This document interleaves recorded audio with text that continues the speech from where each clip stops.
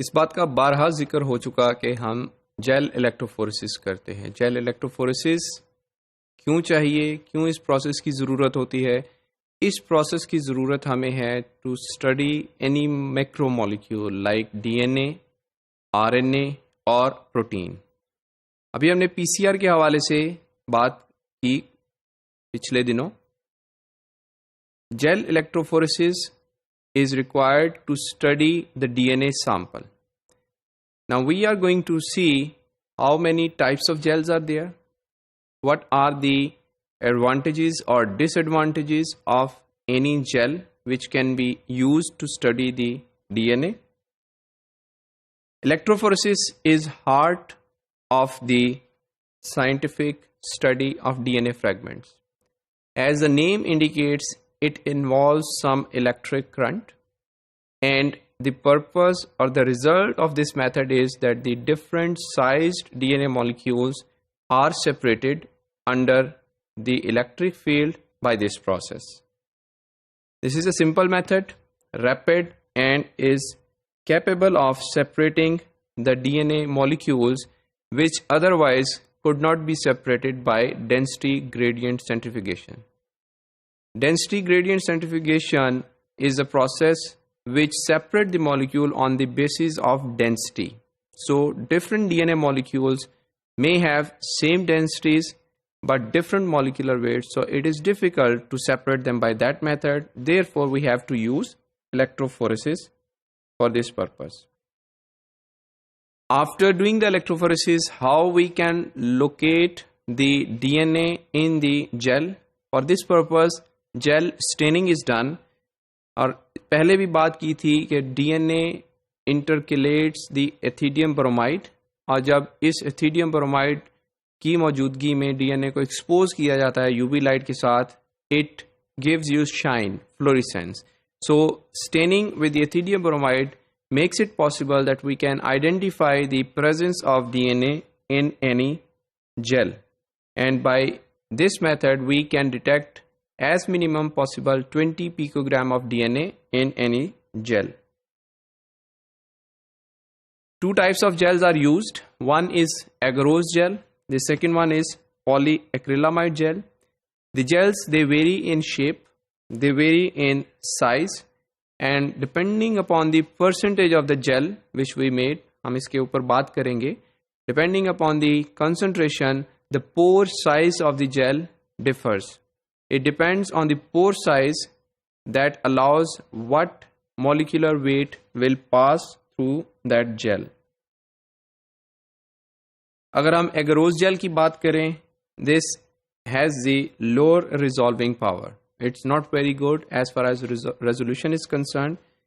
However, it has a greater range. हम इस gel को use करते हुए 50 base pair से लेके several mega bases तक का जो DNA है उसको separate कर सकते हैं, depending on the size, concentration and configuration. अब configuration की जब बात आती है DNA में, एक आपके पास linear DNA होता है, एक plasmid DNA है which is circular DNA, फिर supercoiled DNA आ जाता है. So keeping in view the configuration of the DNA, the percentage of the gel is decided. By agarose gel electrophoresis, we can separate the DNA, and this gel is run horizontally, whereas the other gel, the polyacrylamide gel, is run vertically. For this purpose, here we see the gel apparatus, the apparatus for gel electrophoresis. This blue and red comb is going to be used to make the wells during the gel casting. हम इसके बारे में बात करेंगे.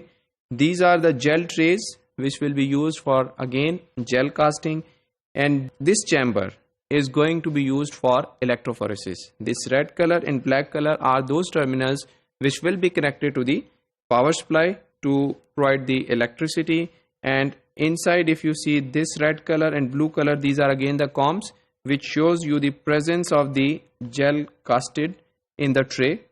Polyacrylamide gels, they are more effective in separating smaller DNA molecules from 5 to 500 base pairs.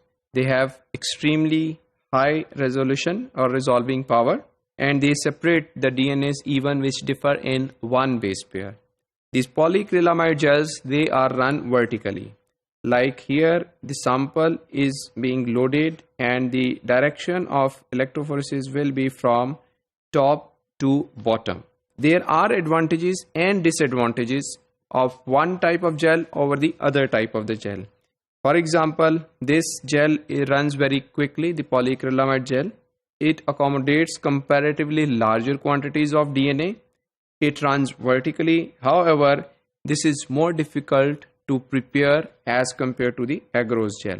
This figure shows you all the requirements for casting the gel, the polyacrylamide gel, and for doing the electrophoresis.